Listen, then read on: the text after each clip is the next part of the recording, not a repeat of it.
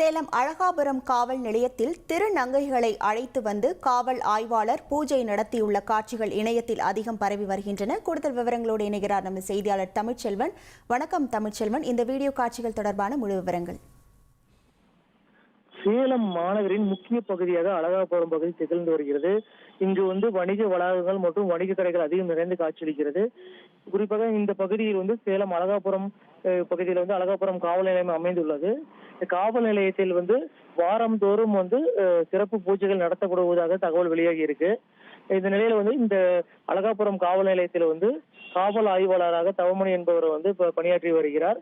இந்த காவல் நிலைய எல்லைக்கு உட்பட்ட பகுதிகளில் குற்ற சம்பவங்கள் குறைவதற்காகவும் குற்ற சம்பவங்களில் ஈடுபவர்கள் திருந்துவதற்காக வலியுறுத்தி அடிக்கடி வாரந்தோறும் பூஜைகள் நடத்தப்படுவதாக கூறப்படுகிறது.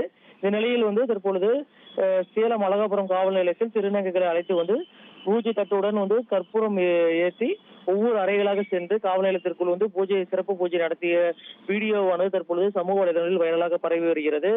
இது தொடர்பாக தற்பொழுது சேலம் மாநகர காவல் ஆணையாளர் தற்பொழுது விசாரணை மேற்கொண்டு வருகிறார்.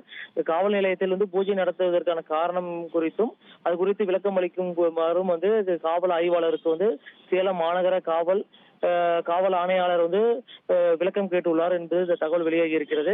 தற்பொழுது இந்த தொடர்பான வீடியோ காட்சிகள் சமூக வலைதளங்களில் வைரலாக பரவி வருகிறது. உங்கள் விவரங்களுக்கு நன்றி தமிழ்ச்செல்வன்.